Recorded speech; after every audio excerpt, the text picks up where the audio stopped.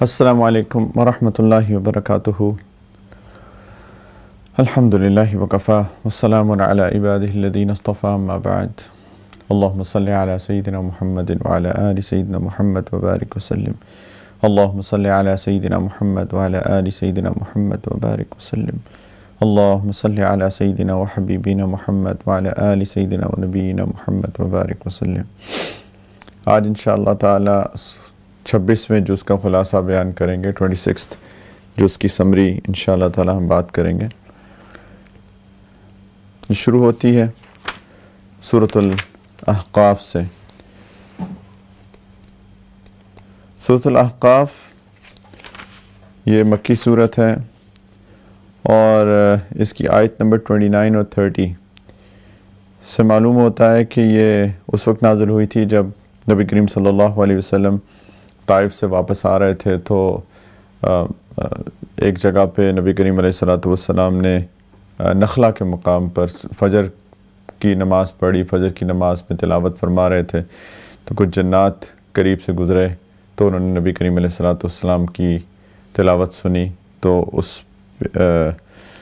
پھر انہوں نے سن کے اپنی قوم کے پاس جا کے ان کو بھی دعوت دی اور وہ لوگ مسلمان ہوئے، جنات۔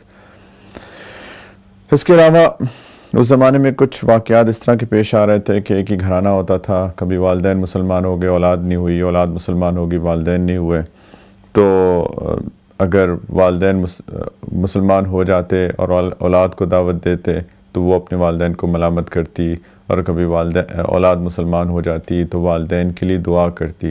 تو ایک مومن اولاد اور ایک غیر مسلم اولاد کا جو رویہ ہے اور جو ہونا چاہیے اس کے بارے میں بھی اللہ سبحانہ و تعالیٰ نے اس کے اندر بات کی، اور قوم عاد کا خاص طور پہ ذکر کیا۔ اور جیسے کہ یہ قوم آباد تھی، وہاں بہت سارے ریت کے ٹیلے تھے جنہیں عربی زبان میں احقاف کہا جاتا ہے، تو اسی کی وجہ سے سورت کا نام سورۃ الاحقاف ہے۔ اعوذ باللہ من الشیطان الرجیم، بسم اللہ الرحمن الرحیم۔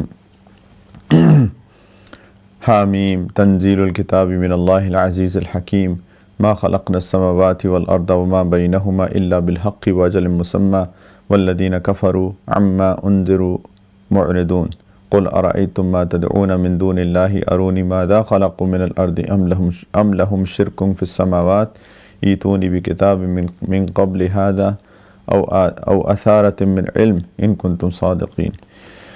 اللہ تعالیٰ فرما رہے حامیم، یہ بھی حوامیم سبع میں سے ایک صورت ہے کہ یہ کتاب اللہ کی طرف سے اتاری جا رہی ہے، جو بڑا صاحب اقتدار ہے، صاحب حکمت ہے۔ ہم نے آسمان اور زمین کو اور ان کے درمیان کی چیزوں کو کسی برحق مقصد کے بغیر اور کسی متعین میعاد کے بغیر پیدا نہیں کیا۔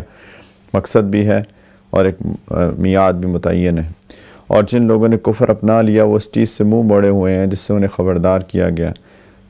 آپ ان سے کہیں کہ کیا تم نے ان چیزوں پر کبھی غور کیا جن کو تم اللہ کے سوا پکارتے ہو؟ مجھے دکھاؤ تو صحیح کہ انہوں نے زمین کی کون سی چیز پیدا کی ہے، یا آسمانوں کی تخلیق میں ان کا کوئی حصہ ہے؟ میرے پاس کوئی ایسی کتاب لاؤ جو اس قرآن سے پہلے کی ہو، یا پھر کوئی روایت جس کی بنیاد علم پر ہو، تم واقعی سچے ہو۔ اللہ تعالیٰ مشرکین مکہ کو عقلی چیلنج بھی دے رہے ہیں اور نقلی چیلنج بھی دے رہے ہیں کہ اگر عقل سے بتاؤ کہ اللہ کے سوا کوئی اور معبود ہو سکتا ہے، اور نقل سے بتا دو کوئی ایسی کتاب ہو جس میں شرک کی دعوت دی گئی ہو تم سے اس قرآن سے پہلے وغیرہ، تو اللہ تعالیٰ توحید کی دعوت دے رہے ہیں۔ آگے چل کے اللہ سبحانہ وتعالیٰ فرماتے ہیں ہم یقولون افطرا، کیا ان کا یہ کہنا ہے کہ اسے نبی کریم صلی اللہ علیہ وسلم نے اپنی طرف سے گھڑ لیا ہے۔ قل ان افتریتہ فلا تملکون لی من اللہ شیئا، ان سے کہہ دیں کہ اگر میں نے اس کو اپنی طرف سے گھڑ لیا ہے تو تم مجھے اللہ کی پکڑ سے ذرا بھی بچا نہیں سکو گے، یعنی معاذ اللہ ثم معاذ اللہ، اگر میں جھوٹا نبی ہوں تو اللہ تعالیٰ کی پکڑ آ جائے گی۔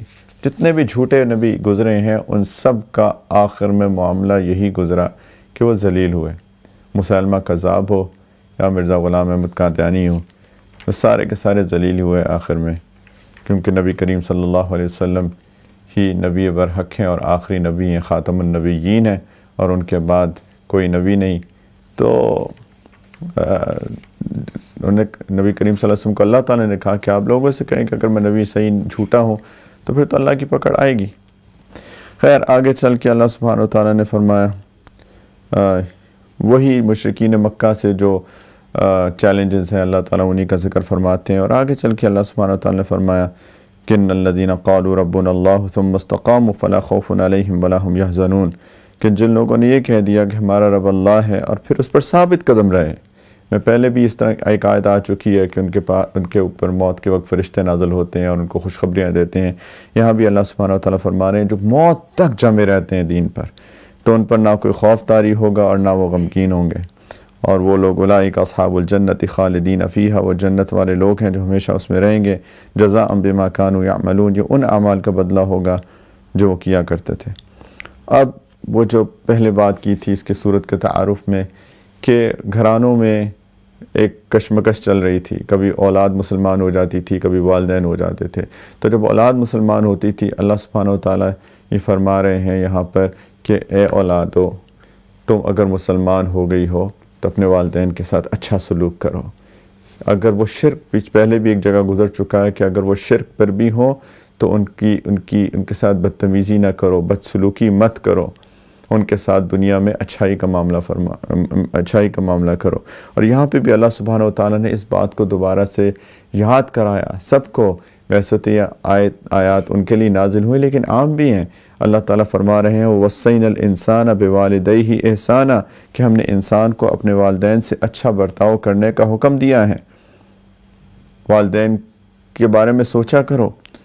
حملتہ امہ کرہا ووضعتہ کرہا، اس کی ماں نے بڑی مشقت سے اسے پیٹ میں اٹھا کے رکھا، 9 مہینے پیٹ کے اندر اٹھا کے رکھا کم و بیش، اور بڑی مشقت سے اس کو پیدا کیا۔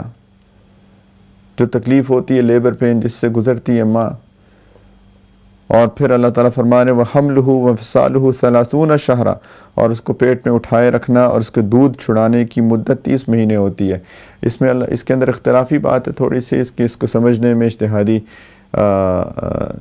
اس کے اندر اختلاف ہے، لیکن ایک قول کے مطابق جو احناف کا مفتہ بہی قول ہے، اس کا مطلب یہ ہے کہ کم از کم مدت جو حمل کی ہوتی ہے، پریگننسی کی ہوتی ہے، وہ 6 مہینے ہوتی ہے۔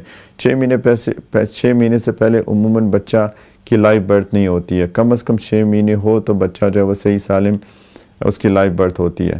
اور پھر یہ 6 مہینے ہو گئے، اور دودھ پلانا وہ میکسیمم جو ہوتا ہے، جو مفتہ بھی قول کے مطابق وہ 2 سال ہوتا ہے، 24 مہینے۔ تو 24 مہینے میکسیمم مدت دودھ پلانے کی، اور کم از کم مدت حمل کی، پریگننسی کی 6 مہینے، تو یہ ٹوٹل 30 مہینے ہوئے۔ تو اللہ سبحانہ و تعالیٰ فرما رہے ہیں وَحَمْلُهُ وَفِصَالُهُ 30 شہرا، کہ اس کو اٹھائے رکھنا اور اس کے دودھ چھڑانے کی مدت 30 مہینے ہوتی ہے۔ یعنی اس نے پیٹ میں اٹھا کے رکھا ماں نے، اس کو پیدا کیا اتنی تکلیف سے، پھر اس کو دودھ پلایا۔ دودھ پلانے کی جو مشقت ہے کتنی تکلیف سے گزرتی ہے ماں۔ اللہ تعالیٰ یاد کرا رہے ہیں اپنے والدین کا خیال رکھو، ان کے بارے میں سوچو۔ یہ جو آج تم بڑے ہو گئے ہو اور تمہیں طاقت آ گئی ہے تو تم اپنے والدین کے ساتھ برا سلوک کرتے ہو، ان کو آنکھیں دکھاتے ہو۔ پیچھے بھی آیات گزر چکی ہیں کہ کس طریقے سے والدین کے ساتھ سلوک کرو۔ وَخْفِضْ لَهُمَا جَنَاحَ الذُّلِّ مِنَ الرَّحْمَةِ، ان کے سامنے بچ جاؤ، ان کے سامنے تذلل اختیار کر لو، ان کے سامنے ایسے کھڑے ہو، ایسے بات کرو کہ تم کہ جیسے ایک غلام اپنے آقا کے سامنے کھڑا ہوتا ہے۔ ان کی آنکھوں کے اشاروں کو سمجھو، ان کی بات سمجھنے کی کوشش کرو، ان کی خدمت کرو۔ یہ ایک بہت سعادت کی بات ہے کہ کوئی اولاد اپنی والدین کی خدمت کرے، اور جو اولاد اپنے والدین کی خدمت نہیں کرتی وہ دنیا میں بھی بد نصیب ہوتی ہے اور آخرت میں بھی بد نصیب ہوتی ہے معاذ اللہ۔ دنیا میں اللہ تعالیٰ صرف ان لوگوں کو اوپر کرتے ہیں، ان لوگوں کو عزت دیتے ہیں جو اپنے والدین کی خدمت کرتے ہیں۔ یہ آج کل کی اولاد کی ایک بہت بڑا مسئلہ ہے کہ آج کل کی اولاد جو ہے اپنے والدین کے ساتھ اچھا سلوک نہیں کرتی ہے۔ یہ اس ساری دجالی فتنے کی پیداوار ہے۔ جس طریقے سے ہمیں پروان چڑھایا جاتا ہے، یہ ہمارے دین کا بھی کلچر ہے اور ہماری تہذیب بھی ہے، لیکن سب سے بڑھ کے ہمارے دین کا ادب ہے کہ والدین کے ساتھ اچھا سلوک کریں۔ قرآن کے اندر جا بجا اس بات کو یاد کرایا گیا۔ حتی اذا بلغ اشدہ وبلغ 40 سنہ، یعنی یہ بچہ جو ہے جب اتنی والدین کے احسان کی وجہ سے بڑا ہوتا ہے، یہاں تک کہ وہ اپنی پوری توانائی کو پہنچ جاتا ہے اور 40 سال کی عمر کو پہنچتا ہے۔ اللہ تعالیٰ نے خاص طور پہ 40 کا ذکر فرمایا۔ 40 میں انسان کی میچورٹی کی، انسان پورا میچور ہو جاتا ہے۔ اپنے دماغی طور پہ بھی میچور ہو جاتا ہے اور جسمانی طور پہ بھی میچور ہو جاتا ہے، یعنی کامل میچورٹی آ جاتی ہے۔ اور اس وقت وہ کہتا ہے، اللہ تعالیٰ یہ بتا رہے ہیں یہ ایک اچھی اولاد ہے۔ اب یہاں کے دعا مانگتا ہے، یہ مومن اولاد ہے، ایک اچھی اولاد ہے، یہ قرآنی اولاد ہے۔ قال رب اوزعنی ان اشکر نعمتک التی انعمت علی وعلی والدی وان اعمل صالحا ترضاہ واصلح لی فی ذریتی انی تبت الیک وانی من المسلمین، کہ جب وہ 40 سال کا ہو جاتا ہے تو وہ دعا مانگتا ہے اللہ سے کہ یا رب مجھے توفیق دیجئے کہ میں آپ کی اس نعمت کا شکر ادا کروں جو آپ نے مجھے اور میرے ماں باپ کو عطا کی، وہ تمام نعمتیں، اور آپ مجھے توفیق دیں کہ میں ایسے نیک عمل کروں جس سے آپ راضی ہو جائیں۔ اور اس وقت تک اس کی اولاد بھی ہو گئی ہوتی ہے عموماً 40 سال تک، اور آپ میرے لیے اور میری اولاد کو بھی صلاحیت دیں، میرے لیے میری اولاد کو بھی صلاحیت دے دیں، اور میں آپ کے حضور توبہ کرتا ہوں اور میں فرما برداروں میں شامل ہوتا ہوں۔ اللہ تعالیٰ فرماتے ہیں اولئک الذین نتقبل عنہم احسن ما عملوا وتجاوز عن سیئاتہم فی اصحاب الجنہ، یہ ہیں وہ لوگ جن سے ہم ان کے بہترین اعمال قبول کریں گے اور ان کی خطاؤں سے درگزر کریں گے، جس کے نتیجے میں وہ جنت والوں میں شامل ہوں گے۔ اس وعد صدق الذی کانوا یوعدون، اس سچے وعدے کی بدولت جو ان سے کیا جاتا ہے، نہیں اللہ کا وعدہ جو سچا ہے اس کی بدولت ایسے لوگ جنت میں جائیں گے۔ اور پھر دوسری طرف دوسرے اولاد جن کے والدین مسلمان ہو گئے، وہ نیک ہیں، اپنی اولاد کو ترغیب دیتے رہتے ہیں، اور اولاد نافرمان نکلی، اولاد کافر ہو گئی، اولاد فسق و فجور میں پڑ گئی۔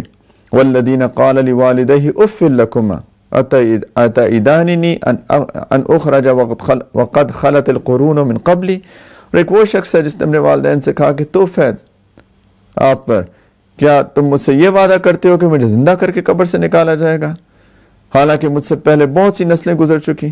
وَهُمَا يَسْتَغِيثَانِ اللَّهَ وَيْلَكَ آمِن، اور والدین اللہ سے فریاد کرتے ہیں،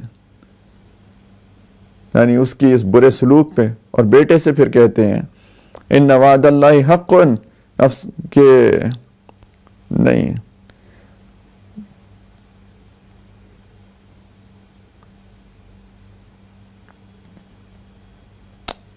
ہاں کہ وَيْلَكَ آمِن، افسوس ہے تم پر، ایمان لے آؤ، ان وعد اللہ حق، یقین جانو کہ اللہ کا وعدہ سچا ہے۔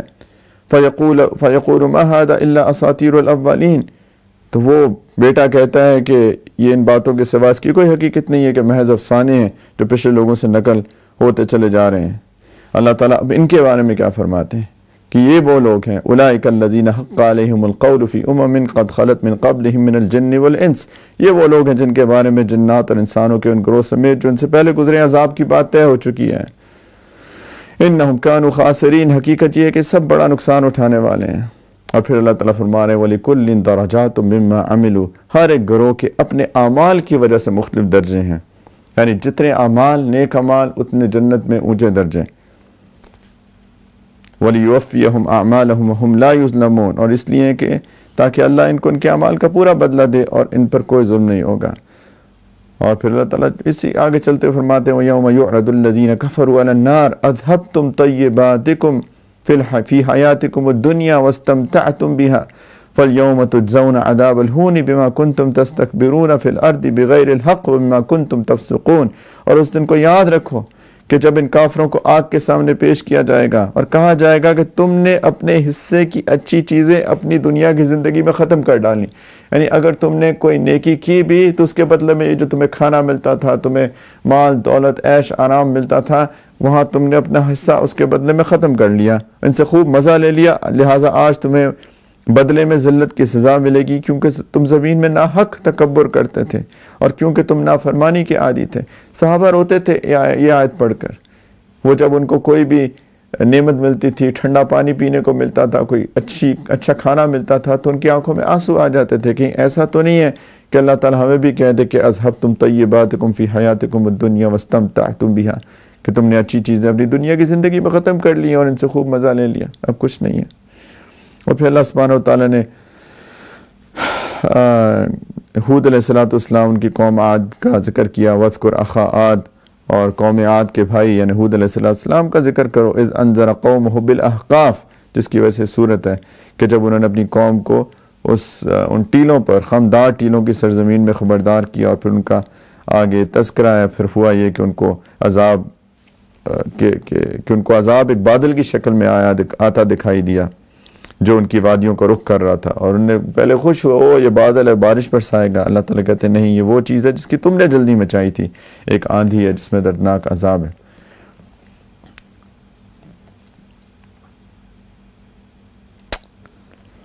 آگے چل کے اللہ تعالیٰ نے کہا عرب کے لوگوں سے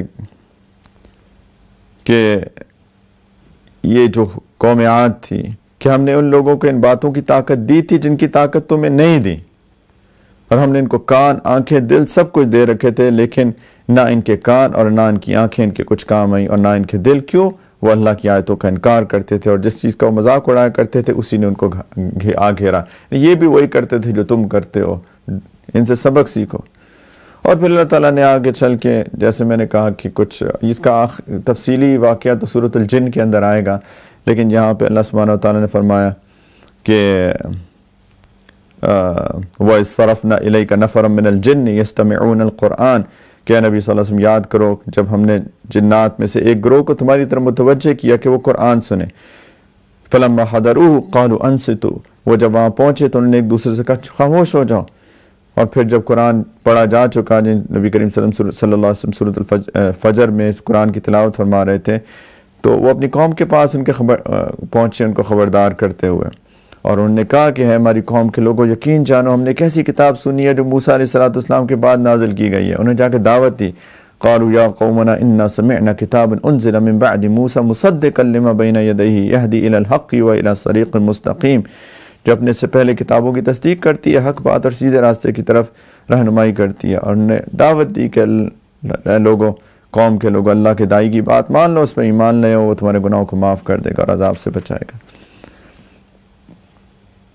آخر میں چل کے سورت کے اللہ تعالیٰ نے فرمایا کہ یوم یعرض الذین کفروا علی النار الیس ھذا بالحق، اور جس دن کافروں کو آگ کے سامنے پیش کیا جائے گا اس دن ان سے پوچھا جائے گا کیا یہ دوزخ سچی نہیں ہے؟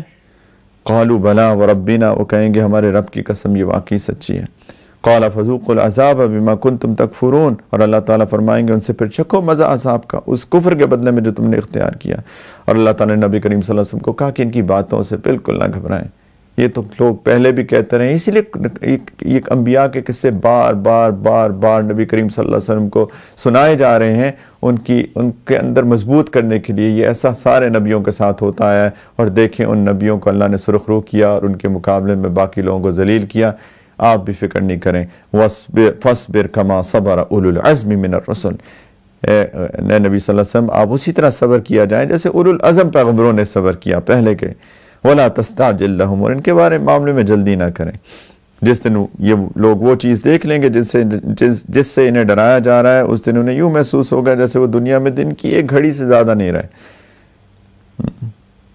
یہ ہے وہ پیغام جو پہنچا دیا گیا، بلاغ۔ فَهَلْ يُهْلَكُ إِلَّا الْقَوْمُ الْفَاسِقُونَ، اب برباد تو وہی لوگ ہوں گے جو نافرمان ہیں۔ آگے سورہ محمد شروع ہوتی ہے صلی اللہ علیہ وسلم۔ یہ مدنی زندگی کے ابتدائی دور میں یہ صورت نازل ہوئی، اور اس میں بنیادی طور پہ اللہ تعالیٰ نے ابھی تک مکہ میں تو اللہ تعالیٰ نے نبی کریم صلی اللہ علیہ وسلم کو یہی حکم دیا صبر کیے جائیں، صبر کیے جائیں، صبر کیے جائیں، کوئی ریٹیلیٹ نہ کریں، کوئی ریاکٹ نہ کریں، بس صبر کریں ان کی۔ اور یہاں پہ اللہ سبحانہ وتعالیٰ نے بنیادی طور پہ اب ان سے مقابلے کے احکام جاری فرمائے ہیں، اور ساتھ میں مدینہ منورہ میں ایک بہت بڑی تعداد منافقوں کی تھی جو زبان سے اسلام لے آئے تھے لیکن دل سے کافر تھے، اور ان کے سامنے جب ہوتا تھا بات کیا اب ان سے جا کے کفار سے لڑنا ہے تو پھر وہ اپنے دل کی کھوٹ کی وجہ سے لڑائی سے بچنے کے بہانے تلاش کرتے تھے۔ تو صورت میں ان کی مذمت کر کے ان کا بھی برا انجام بتایا گیا ہے، اور ساتھ میں جو جنگ میں قیدی پکڑے جائیں تو ان کو غلام بنا لیا جاتا تھا، تو ان کے ساتھ کیسا سلوک کرنا ہے، کیسا اچھا سلوک کرنا ہے۔ اور یہ یاد چیز رکھنی چاہیے کہ اس زمانے میں جتنی جنگیں ہوا کرتی تھیں ان سب جنگوں میں جو قیدی ہوتے تھے قیدیوں کو غلام بنایا جاتا تھا، اور غلاموں کے ساتھ بہت برا سلوک کیا جاتا تھا۔ اس وقت کی جنگوں کا معمول تھا، ہمیں اس بیک گراؤنڈ کو یاد رکھنا چاہیے۔ کوئی چیز اسلام نے انٹروڈیوس نہیں کرائی، اسلام نے بالکل الٹا کیا، جس طرح اس صورت میں بھی آ رہا ہے کہ اب جنگوں میں اسی ترتیب کے مطابق جو قیدی بنیں گے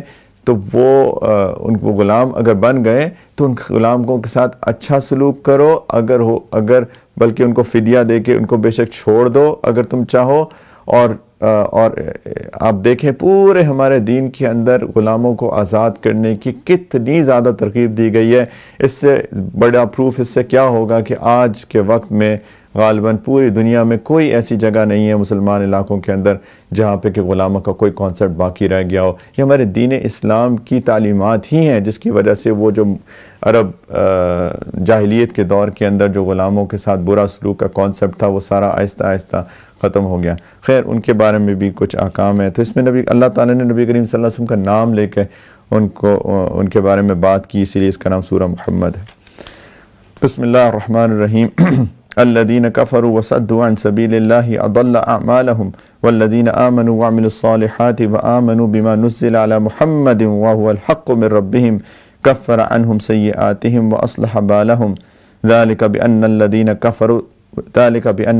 كفروا اتبعوا الباطل وأن الذين آمنوا اتبعوا الحق من ربهم كذلك يضرب الله للناس أمثالهم۔ جن لوگوں نے کفر اختیار کیا اور دوسروں کو اللہ کے راستے سے روکا، اللہ نے ان کے اعمال ضائع کر دیے، اور جو لوگ ایمان لے آئے اور انہوں نے نیک عمل کیے اور ہر اس بات کو دل سے مانا جو محمد صلی اللہ علیہ وسلم پہ نازل کی گئی ہے اور وہی حق ہے جو ان کے رب کی طرف سے آیا ہے، اللہ نے ان کی برائیوں کو معاف کر دیا اور ان کی حالت ٹھیک کر دی۔ آگے چل کے اللہ تعالیٰ نے فرمایا کہ جب جس طرح جنگ کے احکام نازل ہو رہے ہیں کہ جب ان لوگوں سے تمہارا مقابلہ ہو جنہوں نے کفر اختیار کیا تو ان سے لڑو، اور یہاں تک کہ جب تم ان کی طاقت کچل چکے ہو تو پھر ان کو گرفتار کر لو، پھر چاہے تو احسان کر کے چھوڑ دو۔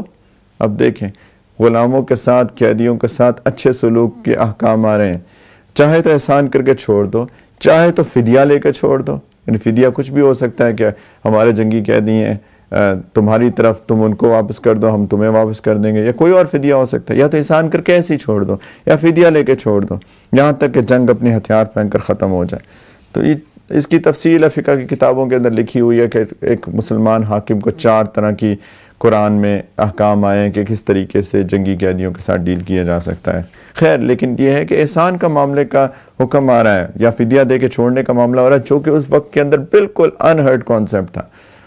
غلاموں کے ساتھ شدید برا سلوک کیا جاتا تھا، جنگی قیدیوں کے ساتھ قتل کر دیا جاتا تھا۔ اور آگے چل کے اللہ سبحانہ وتعالیٰ نے فرمایا یا ایھا الذین آمنوا ان تنصروا اللہ ینصرکم ویثبت اقدامکم، اے ایمان والو اگر تم اللہ کے دین کی مدد کرو گے وہ تمہاری مدد کرے گا اور تمہارے قدم جما دے گا۔ ایک آیت ہے جس سے انسان کو ترغیب ملتی ہے کہ انسان کو زندگی میں اللہ کے دین کی خدمت کا موقع مل جائے۔ اللہ سے دعائیں مانگنی چاہیے، اللہ ہمیں اپنے دین کی خدمت کے لیے قبول کر لیں، ہم قابل نہیں ہیں لیکن قبول کر لیں۔ اللہ کو میری ضرورت نہیں ہے، نہ آپ کی ضرورت ہے، کسی کی ضرورت نہیں ہے اللہ تعالیٰ کو، لیکن اگر کسی کو توفیق مل جائے اللہ کے دین کی خدمت کرنے کی، اللہ تعالیٰ فرما رہے ہیں کہ ان تنصروا اللہ ینصرکم، اگر تم اللہ کے دین کی مدد کرو گے اللہ تمہاری مدد کرے گا۔ آگے چل کے اللہ تعالیٰ نے یہ بھی فرمایا ذالک بِأَنَّ اللَّهَ مَوْلَى الَّذِينَ آمَنُوا وَأَنَّ الْكَافِرِينَ لَا مَوْلَى لَهُمْ۔ یہ باتیں کر کے اللہ تعالیٰ نے فرمایا کہ یہ اس لیے کہ اللہ ان لوگوں کا مولا ہے، ان لوگوں کا رکھوالا ہے جو ایمان لائے، اور کافروں کا کوئی رکھوالا نہیں ہے۔ پھر اللہ تعالیٰ نے ان کے بارے میں بتایا، مومنین کے بارے میں کس طرح ان کو جنتوں کی نعمتیں ملیں گی۔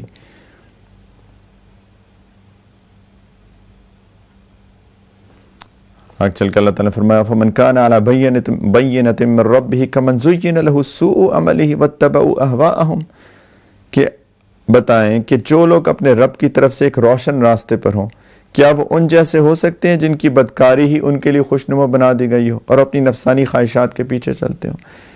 یعنی یہ دونوں کیا برابر ہیں؟ کیا آخرت میں دونوں کے ساتھ ایک معاملہ ہوگا کہ ایک بندہ ہے وہ دین پہ چلے، اپنی خواہشات کو روکے، اللہ کی رسول صلی اللہ علیہ وسلم کی اتباع میں زندگی کی اطاعت میں زندگی بسر کرے، مجاہدہ کرے، اپنے ساتھ محنت کرے، اور دوسرا اپنی نفسانی خواہشات کے پیچھے چلتا رہے، تو کیا یہ دونوں ایک ہوں گے؟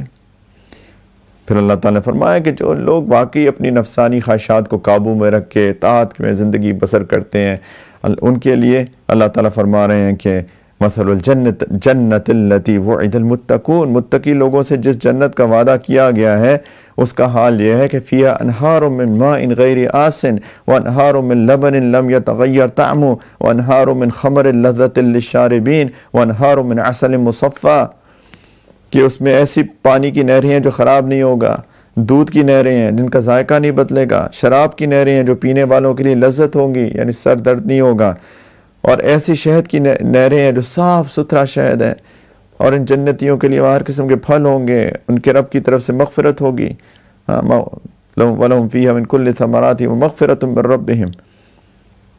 اللہ تعالیٰ کہتے ہیں کیا یہ لوگ ان جیسے ہو سکتے ہیں؟ پھر اللہ تعالیٰ موازنہ کر رہے ہیں جو ہمیشہ دوزخ میں رہیں گے، کمن هو خالد فی النار وسقوا ماء حمیما فقطع امعاءهم، اور انہیں گرم پانی پلایا جائے گا جو ان کی آنتوں کو ٹکڑے ٹکڑے کر دے گا۔ اعوذ باللہ۔ پھر اللہ تعالیٰ منافقین کی بات کی، ومنهم من يستمع الیک حتی اذا خرجوا من عندک قالوا للذین اوتوا العلم ماذا قال آنفا۔ اے نبی صلی اللہ علیہ وسلم میں سے کچھ لوگ وہ ہیں جو تمہاری باتیں کانوں سے تو سنتے ہیں، لیکن جب تمہارے پاس سے نکل جاتے ہیں تو جنہیں علم عطا ہوتا ہے ان سے پوچھتے ہیں کہ ابھی ابھی آپ صلی اللہ علیہ وسلم نے کیا کہا تھا۔ اللہ تعالیٰ کہتے ہیں وہ لوگ ہیں جن کے دلوں پہ اللہ نے مہر لگا دی اور یہ اپنی نفسانی خواہشات کے پیچھے پڑ گئے۔ آگے چل کے اللہ سبحانہ تعالیٰ نے فرمایا کہ افلا یتدبرون القرآن ام علی قلوب اقفالها، بھلا یہ لوگ قرآن پہ غور کیوں نہیں کرتے؟ بھلا یہ لوگ قرآن پہ غور کیوں نہیں کرتے؟ میرے اور آپ کے لیے بھی یہ بات صرف منافقین کے لیے نہیں ہے، مشرکین کے لیے نہیں ہے، کفار کے لیے نہیں ہے۔ بھلا یہ قرآن پہ غور کیوں نہیں کرتے؟ یا دلوں پہ وہ تالے پڑے ہوئے ہیں جو دلوں پہ پڑا کرتے ہیں؟ کیا دلوں پہ تالے پڑ گئے ہیں ہمارے؟ قرآن پہ کیوں نہیں غور کرتے؟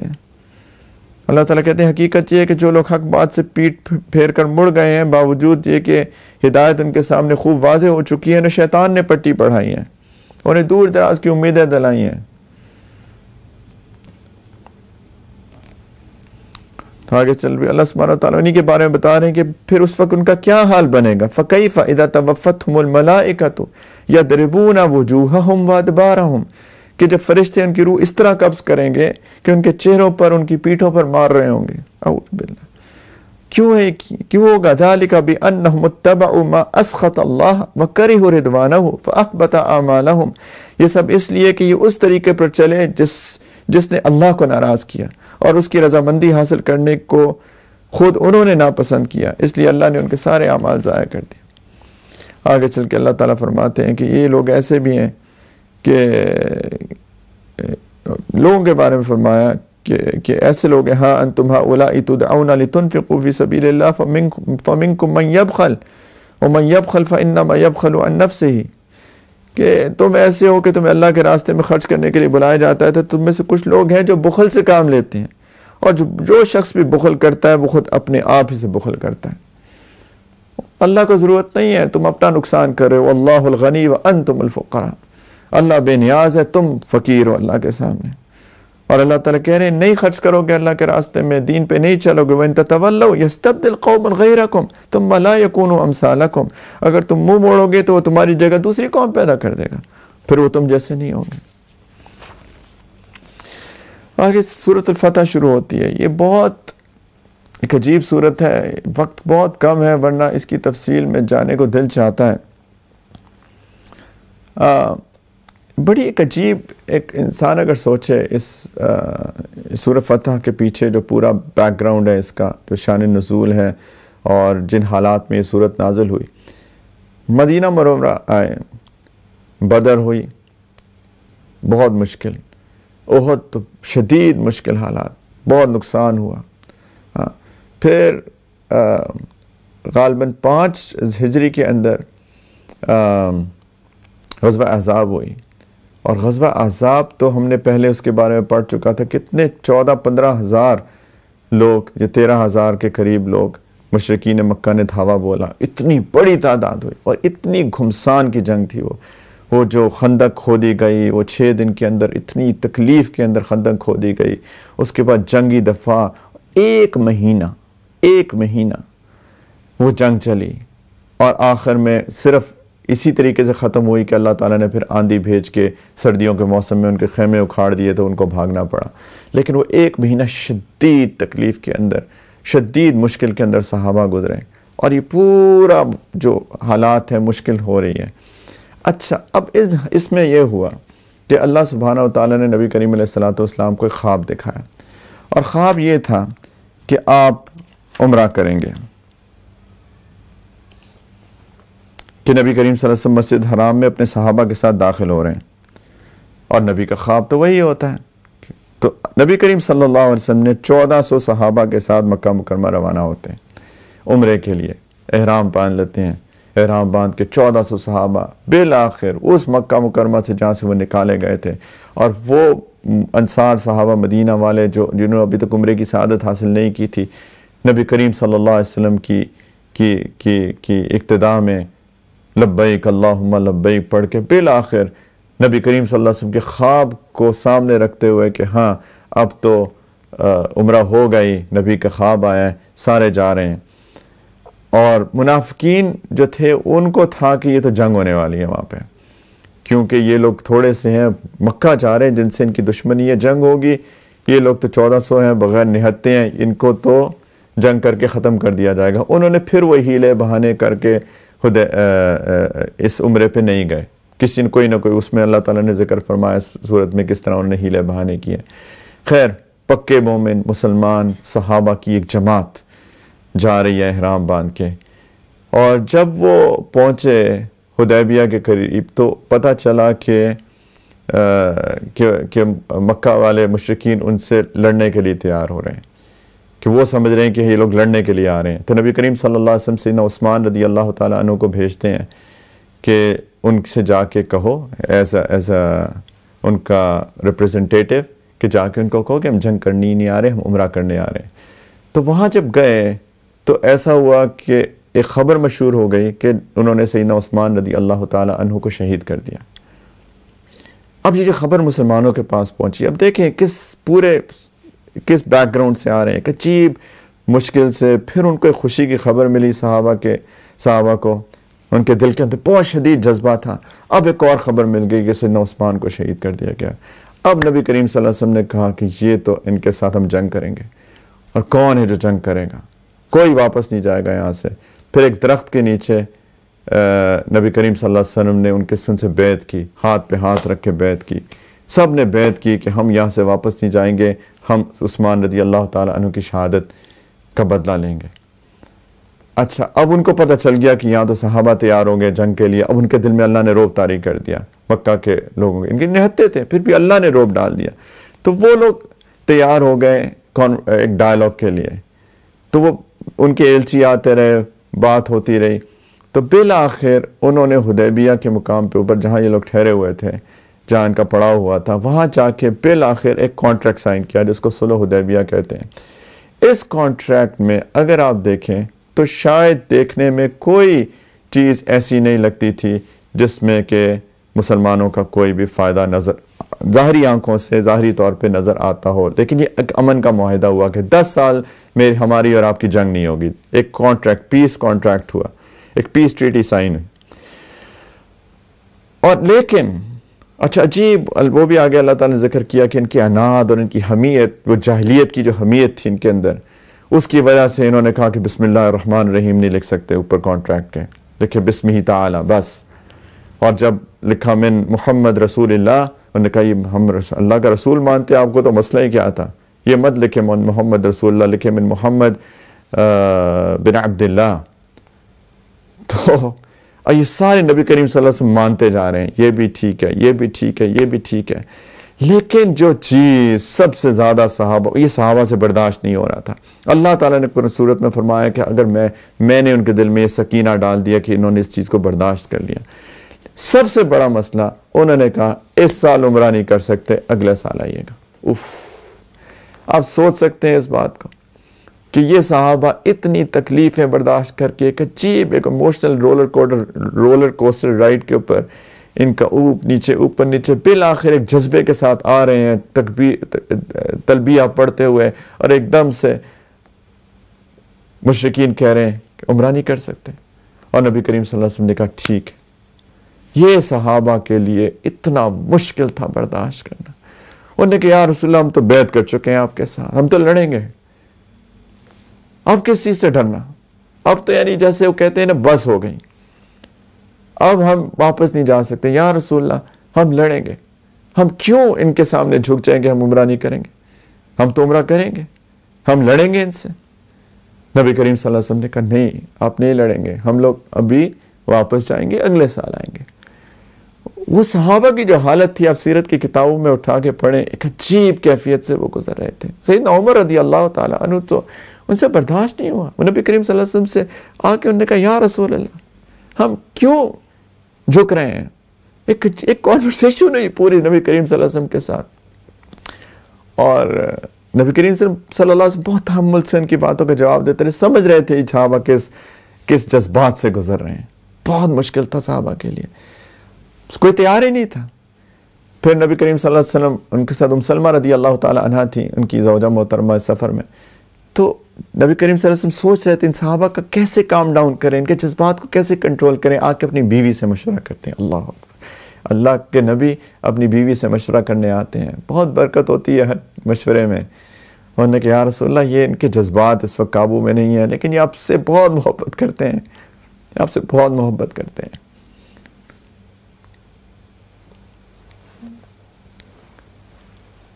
آپ احرام اتار دیں، آپ حلق کرا لیں، آپ احرام اتار دیں، یہ لوگ آپ کی اتباع کریں گے۔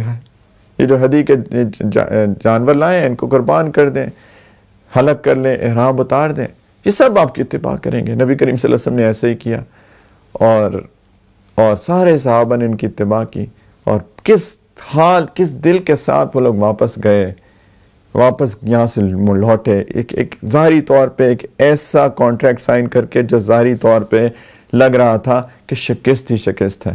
اس موقع پہ یہ صورت نازل ہو گئی۔ اللہ سبحانہ و تعالیٰ نے تو کہا اعوذ باللہ من الشیطان الرجیم بسم اللہ الرحمن الرحیم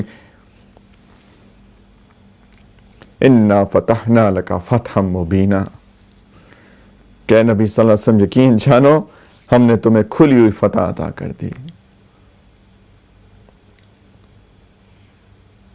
سیدنا عمر رضی اللہ تعالیٰ اتنے جذباتی تھے اس پورے میں، انہوں نے کہا کہ مجھے لگ رہا ہے کہ میں ادب کی حدود کو پار کر گیا ہوں ان سے بات کرتے ہوئے، اور کہہ رہے تھے کہ مجھے لگ رہا تھا کہ آیات نازل ہو جائیں گی قرآن میں میرے خلاف، کہ جس طریقے سے میں جذبات میں تھا۔ کہتے ہیں جب یہ آیات نازل ہوئی تو نبی کریم صلی اللہ علیہ وسلم نے سب سے پہلے سیدنا عمر کو بلایا، عمر بات سنو، اس کو بلاؤ عمر کو۔ سیدنا عمر کہتے ہیں میں جا رہا تھا ان کے پاس، انہوں نے بلایا تو مجھے لگ رہا تھا واقعی میں آیات میرے خلاف نازل ہو گئی ہیں قرآن کے اندر، اور جب وہ پہنچے تو نبی کریم صلی اللہ علیہ وسلم نے کہا عمر خوشخبری سنو، اللہ تعالیٰ نے کہا انا فتحنا لک فتحا مبینا۔ کیا فتح تھی، اور اس کے بعد جو فتح کے دروازے کھلے، وہ جو پیس ٹریٹی سائن ہوا، خیبر فتح ہوا، اس کے بعد پھر فتح مکہ ہوا، حنین ہوا، یعنی فتح کے دروازے کھل گئے۔ اس کے بعد اس سارے واقعے سے کیا سبق حاصل ہوا؟ اس سارے واقعے سے ایک سبق حاصل ہوا جو کہ سورت کے آخر میں جا کے اللہ تعالیٰ نے بھی ذکر فرمایا، وہ تھا صحابہ کی جانثاری، صحابہ کی محبت۔ اللہ تعالیٰ نے کہا کہ یہ تمہیں میرے جماعت دی ہے، جن کے جذبات جیسے بھی ہوں، وقتی طور پہ انسانی بشریت کے تقاضے کے تحت جذبات ان کے اوپر نیچے ہوتے ہیں، which is fine، جو ہو جاتا ہے، لیکن یہ آپ سے کتنی محبت کرتے ہیں، یہ آپ کے لیے اپنی جان قربان کرنے کے لیے تیار ہیں، یہ آپ کے ہر حکم کی پیروی کرنے کے لیے تیار ہیں۔ یہ صحابہ کی جماعت، محمد الرسول اللہ والذین معہ اشداء علی الکفار رحماء بینہم تراہم رکعا سجدا یبتغون فضلا من اللہ ورضوانا سیماہم فی وجوہہم من اثر السجود۔ پوری آیات نازل ہوگی صحابہ کے بارے میں، یہ ہیں آپ کے صحابہ۔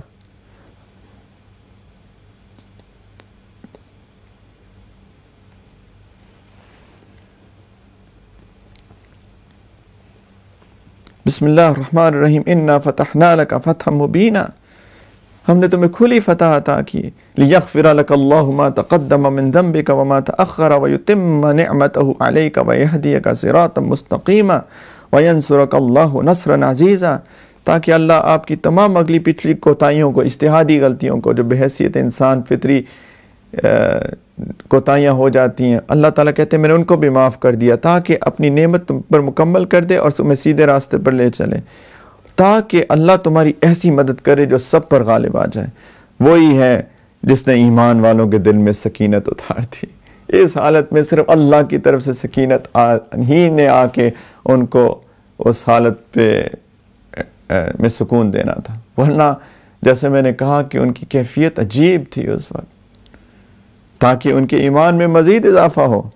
هو الذي انزل السکینۃ فی قلوب المؤمنین لیزدادوا ایمانا مع ایمانہم وللہ جنود السماوات والارض وکان اللہ علیما حکیما۔ آسمان اور زمین کے سارے لشکر اللہ ہی کے ہیں، اور اللہ علم کا بھی مالک ہے، حکمت کا بھی۔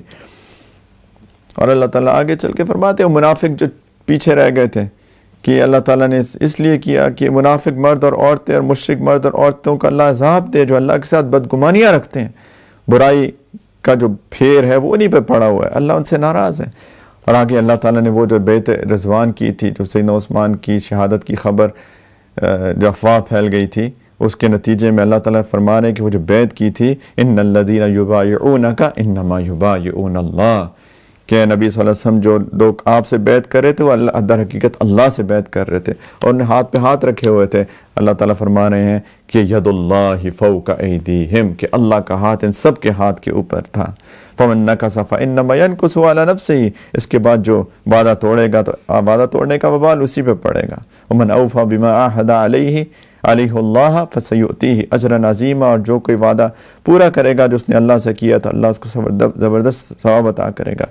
پھر منافقین کی بات، سیقول لک المخلفون من الاعراب شغلتنا اموالنا واہلونا فاستغفر لنا، وہ دیہاتی جو حدیبیہ کے سفر میں پیچھے رہ گئے تھے، یعنی منافق، اللہ تعالیٰ کہہ رہے ہیں وہ اب تم سے ضرور کہیں گے ہمارے مال و دولت ہمارے اہل و عیال نے ہمیں مشغول کر لیا، ہماری مغفرت کی دعا کر دیں، ہم جا نہیں سکے۔ لوگ کرتے ہیں، اللہ تعالیٰ کہتے ہیں وہ زبانوں سے وہ کہتے ہیں یقولون بألسنتہم ما لیس فی قلوبہم، وہ زبانوں سے وہ کہتے ہیں جو ان کے دلوں میں نہیں آتی۔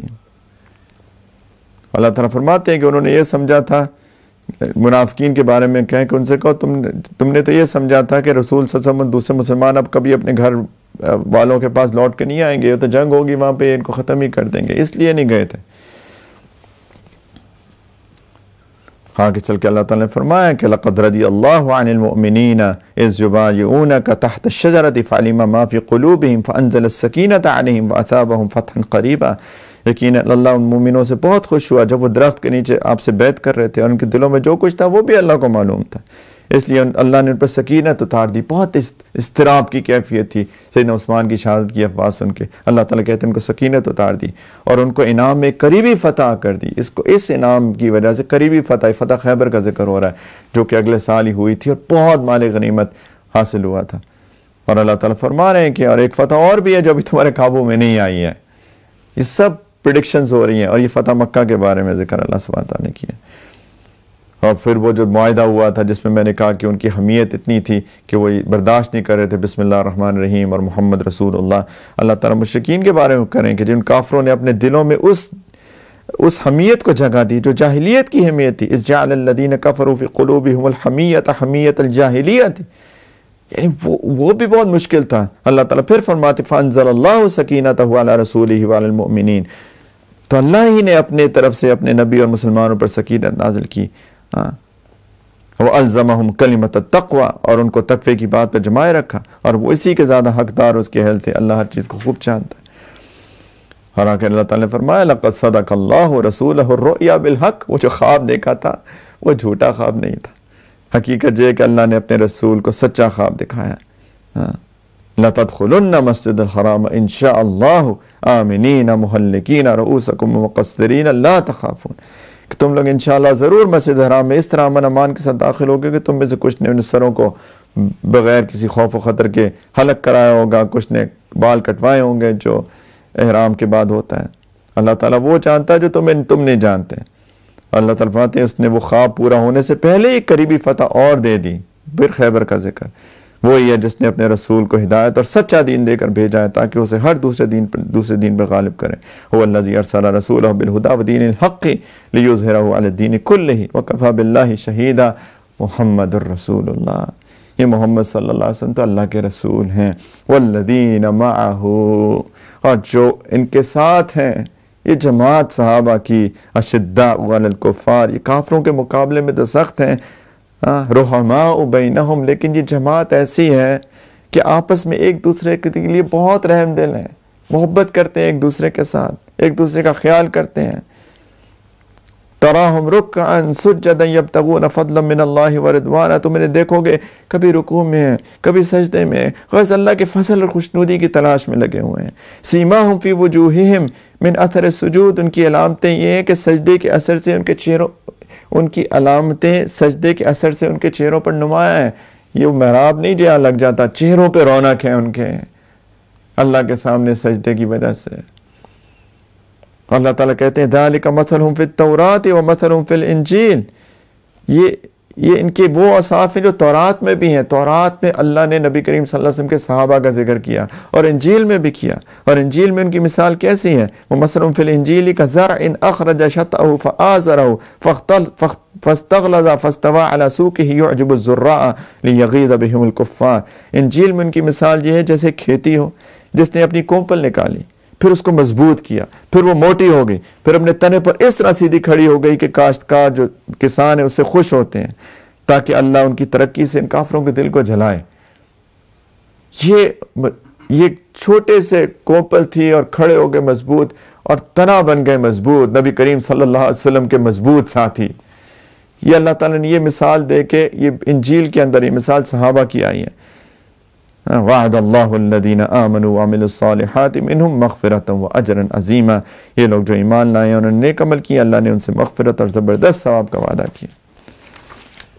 آگے سورۃ الحجرات ہے۔ اس سورت کے بنیادی موضوع دو ہیں، ایک تو نبی کریم صلی اللہ علیہ وسلم کا ادب سکھایا اللہ تعالیٰ نے، اور دوسرا معاشرت سکھائی ہے اللہ تعالیٰ نے۔ اور اسی میں کہ اگر مسلمانوں کے دو گروہ آپس میں اختلاف ہو جائے تو مسلمانوں پہ کیا فریضہ عائد ہوتا ہے کہ کس طرح سے ان کے درمیان صلح کرائیں اور کس طریقے سے ان کے درمیان معاملات طے کرائیں، اور پھر وہ اسی معاشرت میں مذاق اڑانا، غیبت کرنا، معاملات میں ناحق مداخلت کرنا، بدگمانی کرنا وغیرہ، ان کے بارے میں اللہ تعالیٰ نے منع فرمایا۔ اور پھر آخر میں اللہ تعالیٰ نے فرمایا کہ ایک دوسرے عزت کا معیار اللہ کے ہاں قبیلہ، زبان، رنگ، نسل نہیں ہے بلکہ تقویٰ ہے۔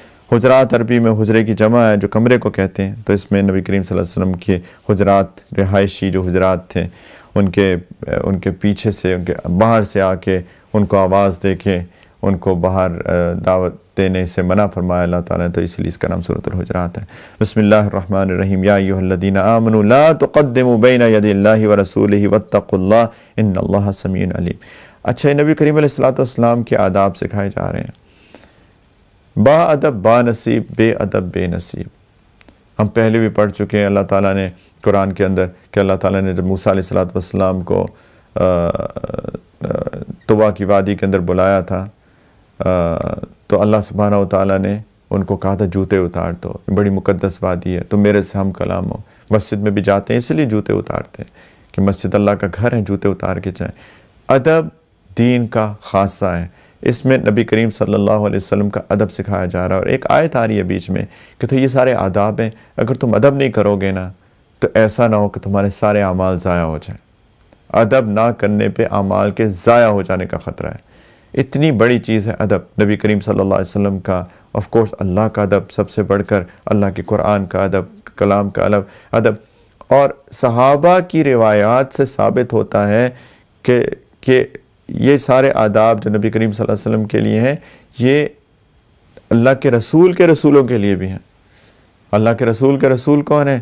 ہمارے اسلاف، اکابرین، علماء، مشائخ، انہوں نے ہی نبی کریم صلی اللہ علیہ وسلم کا پیغام ہم تک پہنچایا ہے، تو ان کا خیال رکھنا چاہیے۔ صحابہ آداب کا خیال رکھتے تھے، اب باقی صحابہ کے ساتھ بھی جو بھی انہوں نے کسی سے بھی کچھ سیکھا، ان کے ساتھ بھی انہی آداب کا خیال کیا کرتے تھے جو اللہ تعالیٰ نے نبی کریم علیہ السلام کے آداب سکھائے۔ آپ معارف القرآن پڑھیں، اس میں اس کی پوری تفصیل ہے۔ یا ایھا الذین آمنوا لا تقدموا بین یدی اللہ ورسولہ واتقوا اللہ، ایمان والو اللہ اور اس کے رسول سے کہ آگے نہ بڑھو اور اللہ سے ڈرتے رہو۔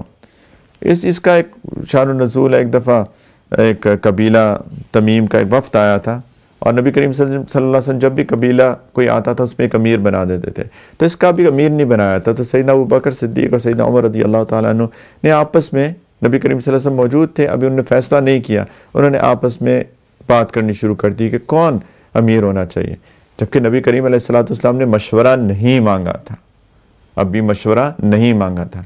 اور وہ انہوں نے بات شروع کر دی اور کہ یہ ہونا چاہیے، انہوں نے کہا وہ ہونا چاہیے، اور تھوڑی آواز بڑھ گئی ان کے درمیان اس ڈسکشن کے اندر۔ اللہ تعالیٰ نے آیات نازل کر دیں کہ اللہ اور اس کے رسول کے آگے نہ بڑھو، جب تم سے مشورہ نہیں مانگا گیا تو کیوں اس کے بارے میں بات کر رہے ہو، اور تقوی اختیار کرو۔ اللہ سب جانتا اور سب سنتا اور جانتا ہے۔ اور اے ایمان والو یا ایھا الذین آمنوا لا ترفعوا اصواتکم فوق صوت النبی، اپنی آوازیں نبی کی آواز سے بلند مت کرو۔ وَلَا تَجْهَرُوا لَهُ بِالْقَوْلِ كَجَهْرِ بَعْضِكُمْ لِبَعْضٍ، اور نہ ان سے بات کرتے ہوئے اس طرح زور سے بولا کرو جیسے ایک دوسرے سے زور سے بولتے ہو۔ أَن تَحْبَطَ أَعْمَالُكُمْ وَأَنْتُمْ لَا تَشْعُرُونَ، کہ ایسا نہ ہو کہ تمہارے اعمال ضائع ہو جائیں اور تمہیں پتہ بھی نہ چلے، تم سمجھے بڑی نیکی کر کے گئے، قیامت کے دن پہنچے اور وہاں پہ کوئی نیکی نہ ہو۔ کیوں؟ اس لیے کیونکہ ادب کا خیال نہیں کیا۔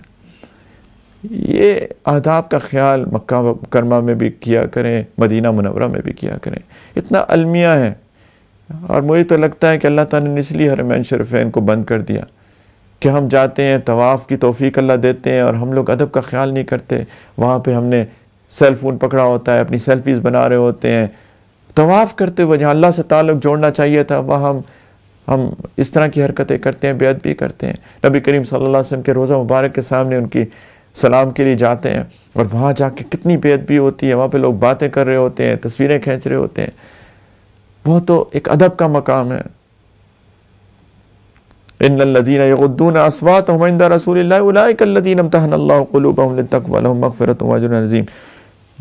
اگر ادب نہیں کرو گے تو اعمال ضائع ہونے کا خطرہ ہے، ادب کرو گے۔ جو لوگ نبی کریم صلی اللہ علیہ وسلم کے پاس اپنی آوازیں نیچے رکھتے ہیں، یہی وہ لوگ ہیں جن کے دلوں کو اللہ نے خوب جانچ کر تقوی کے لیے منتخب کر دیا ہے۔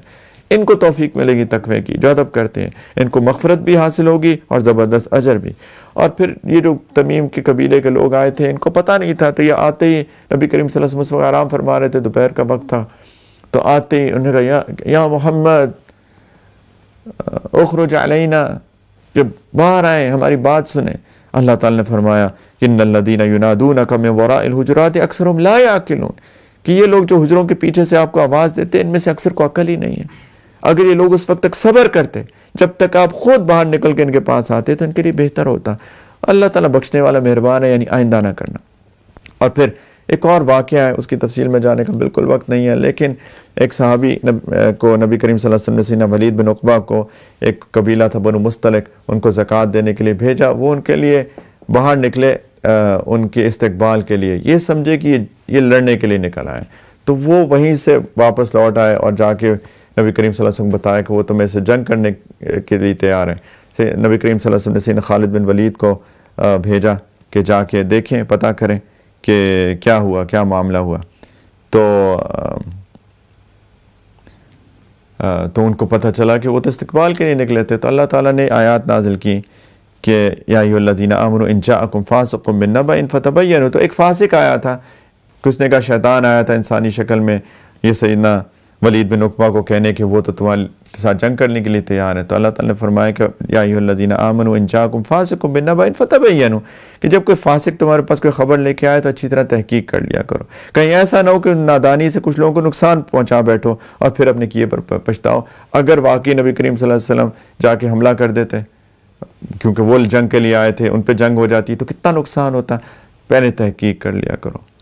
اور یہ بات اچھی طرح سمجھ لو کہ تمہارے درمیان اللہ کے رسول موجود ہیں، بہت سی باتیں جن میں اگر وہ تمہاری بات مان لے تو خود مشکل میں پڑ جاؤ، اگر بات مان جاتے نبی کریم علیہ السلام، لیکن اللہ نے تمہارے دل میں ایمان کی محبت ڈال دی اور اسے تمہارے دلوں میں پرکشش بنا لیا اور تمہارے اندر کفر کی اور گناہوں کی اور نافرمانی کی نفرت بٹھا دیا، یہ ایمان کا تقاضا۔ وَلَكِنَّ اللَّهَ حَبَّبَ إِلَيْكُمُ الْإِيمَانَ وَزَيَّنَهُ فِي قُلُوبِكُمْ وَكَرَّهَ إِلَيْكُمُ الْكُفْرَ وَالْفُسُوقَ وَالْعِصْيَانَ، ایمان والوں کی نشانیوں میں سے ہے کہ ایمان کی محبت ہو، دل میں کشش ہو اس کی، کفر کی، گناہوں کی، نافرمانی کی نفرت ہو دل کے اندر، نہ کہ نافرمانی کریں اور گناہ کریں۔ پھر اللہ تعالیٰ نے فرمایا کہ اگر دو مسلمان کے گروہ آپس میں لڑ پڑیں تو ان میں صلح کرا دیا کرو، اور اگر کوئی زیادتی کرے تو پھر ان کے ساتھ لڑو یہاں تک کہ وہ اللہ کے حکم کی طرف لوٹ آئیں۔ انما المؤمنون اخوة فاصلحوا بین اخویکم، مسلمان بھائی بھائی ہیں، اپنے دو بھائیوں کے درمیان تعلقات اچھے بناؤ، لڑائیاں مت کراؤ۔ یا ایھا الذین آمنوا لا یسخر قوم من قوم عسى ان یکونوا خیرا منہم. ایمان والو نہ تو مرد دوسرے مردوں کا مذاق اڑائے، ہو سکتا ہے کہ وہ جن کا مذاق اڑا رہے ہو اللہ کی نظر میں وہ تم سے بہتر ہوں. ولا نساء من نساء عسى ان يكن خيرا منهن، اور نہ عورتیں دوسری عورتوں کا مذاق اڑائیں، ہو سکتا ہے وہ جن کا مذاق اڑا رہی ہیں ان سے بہتر ہوں. ایک دوسرے کو تانا مت دیا کرو، تانے مت دیا کرو، ایک دوسرے کو برے القاب سے مت پکارا کرو، برے نام نہ لیا کرو دوسروں کے. اللہ تعالیٰ کہتے ہیں کہ یہ گناہ کے کام ہے اور تم ایمان والے ہو. بئس الاسم الفسوق بعد الایمان، کہ تم گناہ کر رہے ہو، ایمان والے ہو، ایمان کے بعد تم پہ گناہ کا ٹھپا لگ جائے، کتنی بری چیز ہے. کہ ایمان والے کو کہا جائے کہ یہ گناہ گار ہے، کتنی بری چیز ہے. فَمَن لَّمْ يَتُبْ فَأُولَٰئِكَ هُمُ الظَّالِمُونَ، جو لوگ ان باتوں سے باز نہ آئے وہ ظالم ہیں. یا ایھا الذین آمنوا اجتنبوا کثیرا من الظن ان بعض الظن اثم. ایمان والو بہت گمانوں سے بچا کرو، بعض گمان گناہ ہوتے ہیں، بدگمانی گناہ ہے. جب تک تحقیق نہ ہو جائے، تب تک پتہ نہ ہو کہ یہ ایسا ہی ہے، صرف اپنی عقل کی بیس کے اوپر ازیوم کر لینا کہ اس نے ایسے ہی کیا ہوگا، غلط بات سوچنا، یہ گناہ کی بات ہے، بدگمانی. ولا تجسسوا، کسی کے ٹو میں مت لگو، جاسوسی مت کرو، کسی کے بھید مت ڈھونڈنے، کسی کے بھید مت تلاش کرنے کی کوشش کرو. ولا یغتب بعضکم بعضا، ایک دوسرے کی غیبت مت کیا کرو. قرآن کہہ رہا ہے، اللہ تعالیٰ کہتے ہیں ایسے ہی کیا تم میں سے کوئی پسند کرے گا کہ اپنے مرے ہوئے بھائی کا گوشت کھا لے؟ بھائی کا انتقال ہو جائے، اس کو دفن کرنے کے بجائے اس کا گوشت بنا کے کھاؤ. اللہ تعالیٰ کہتے ہیں فَكَرِهْتُمُوهُ، اس سے تو تم خود نفرت کرتے ہو. تقوی اختیار کرو. اللہ تعالیٰ توبہ قبول کرنے والے اور معاف کرنے والے ہیں. یا ایھا الناس انا خلقناکم من ذکر وانثی وجعلناکم شعوبا وقبائل لتعارفوا ان اکرمکم عند اللہ اتقاکم. حقیقت یہ ہے لوگوں کہ ہم نے تم سب کو ایک مرد اور ایک عورت سے پیدا کیا اور تمہیں مختلف قوموں اور خاندانوں میں اس لیے تقسیم کیا ہے کہ تم ایک دوسرے کو پہچان سکو، بس اور کوئی وجہ نہیں ہے. اللہ کے نزدیک تم میں سب سے زیادہ عزت والا وہ ہے جو سب سے زیادہ تقوی والا ہے. جو گناہوں کو چھوڑتا ہے اللہ تعالیٰ اس کی عزت سب سے زیادہ کرتے ہیں. پھر وہ دیہاتی آئے تھے، انہوں نے کہا کہ ہم ایمان لے آئے. اللہ تعالیٰ فرما رہے قالت الاعراب آمنا قل لم تؤمنوا ولكن قولوا اسلمنا. یہ مت کہو ایمان لے آئے، بس یہ کہو کہ ہم مسلمان ہو گئے، ہم فرما بردار ہو گئے. ایمان ابھی تمہارے دلوں میں داخل نہیں ہوا. ولما يدخل الايمان في قلوبكم، ہمارے دلوں میں ایمان داخل ہوا کہ نہیں ہوا، یہ ہمارا سوال ہے، ایک دوسرے سے ہمیں اپنے آپ سے کرنا چاہیے. اللہ تعالیٰ فرمائے ایمان لانے والے تو جو ہیں جنہوں نے اللہ اور اس کے رسول کو دل سے مانا، پھر شک میں نہیں پڑے، پھر تو اطاعت میں جڑ گئے، فرما برداری میں لگ گئے، پھر شک میں نہیں پڑے، پھر گناہ تو نہیں کرتا جانتے بوجھتے انسان ایمان والا. آگے سورہ کاف شروع ہوتی ہے. آج بہت ساری صورتیں ہیں 26ویں جز میں، اس لیے اس کی تفصیل میں بھی زیادہ جانا پڑ رہا ہے. یہ مکی صورت ہے اور آخرت کے عقیدے کو بنیادی اہمیت اس میں ہے. اور یہ حروف مقطعات قاف سے شروع ہوتی ہے، اسی کے اوپر اس کا نام سورہ قاف ہے. بسم اللہ الرحمن الرحیم. قاف والقرآن المجید بل عجب ان جاءهم منذر منهم فقال الكافرون هذا شيء عجيب اذا متنا وكنا ترابا ذلك رجع بعید. کہ قرآن کی قسم، قرآن مجید کی قسم کہ ان کافروں نے نبی کو کسی دلیل کی وجہ سے نہیں جھٹلایا، بلکہ انہوں نے اس بات پر حیرت کا اظہار کیا کیونکہ آخرت سے ڈرانے والا خود انہی میں سے کیسے آ گیا. یہ جو ایگو ہوتی ہے نا کہ یہ بھی تو ہمارے جیسا انسان ہے، ہم اس کو بڑا کیوں سمجھیں. بار بار پہلے بھی قرآن میں آیا کہ اس وجہ سے ضد، انات، تکبر کی وجہ سے انہوں نے جھٹلا دیا. چنانچہ ان کافروں نے کہا یہ تو بڑی عجیب بات ہے، بھلا جب مر جائیں گے، مٹی ہو جائیں گے، پھر زندہ کیا جائے گا، یہ واپسی تو بڑی ہماری سمجھ سے بہت دور ہے. اللہ تعالیٰ کہتے ہیں واقعہ تو یہ ہے قد علمنا ما تنقص الارض منهم وعندنا کتاب حفیظ، کہ زمین ان کے جن حصوں کو کھا کر گھٹا دیتی ہے ہمیں ان کا پورا علم ہے، اور ہمارے پاس ایک کتاب بھی ہے جو سب کچھ محفوظ رکھتی ہے. یعنی وہ جب مٹی ہو جائیں گے تو ایک ایک چیز اس مٹی میں ان کے اجزاء کہاں کہاں ہیں وہ مجھے پتہ ہے، سب ریکارڈڈ ہے، تو اس میں کیا مشکل ہے کہ ان کو دوبارہ اٹھا دیا جائے. اللہ تعالیٰ کہتے ہیں کہ دیکھو کہ میں نے کس طریقے سے آسمان کو بنایا، اسے خوبصورتی بخشی، زمین کو پھیلایا، پہاڑوں کے لنگر ڈالے، اس میں خوشنما چیزیں اگائیں، آسمانوں سے برکتوں والا پانی اتارا، اس میں باغات ہیں، اناج ہیں، کھجور کے اونچے اونچے درخت ہیں جس میں لیئرز کے ساتھ تہبتے خوشے ہوتے ہیں تاکہ بندوں کو رزق دیں. تو تو یہ قدرت پہ غور کرو، یہ کیا مشکل کام ہے. اور پھر اللہ تعالیٰ نے کچھ انبیاء کا ذکر فرمایا، نوح علیہ السلام، اصحاب الرس، سمود، قوم عاد، فرعون، لوط، اصحاب الایکہ، تبع، سب کے ذکر کر کے کہ دیکھو یہ ساری قوموں نے کیا کیا، کیا ہوا. اللہ تعالیٰ آگے چل کے فرماتے ہیں وَلَقَدْ خَلَقْنَا الْإِنسَانَ وَنَعْلَمُ مَا تُوَسْوِسُ بِهِ نَفْسُهُ. حقیقت یہ ہے کہ میں نے انسان کو پیدا کیا ہے اور اس کے دل میں جو خیالات آتے ہیں میں ان سے بھی خوب واقف ہوں. وَنَحْنُ أَقْرَبُ إِلَيْهِ مِنْ حَبْلِ الْوَرِيدِ. اور میں اس کی شہرک سے بھی زیادہ قریب ہوں اس سے. میں جانتا ہوں سب کچھ، اس کے وسوسوں کو بھی، خیالات کو بھی جانتا ہوں. اِذْ يَتَلَقَّى الْمُتَلَقِّيَانِ عَنِ الْيَمِينِ وَعَنِ الشِّمَالِ قَعِيدٌ مَا يَلْفِظُ مِنْ قَوْلٍ إِلَّا لَدَيْهِ رَقِيبٌ عَتِيدٌ.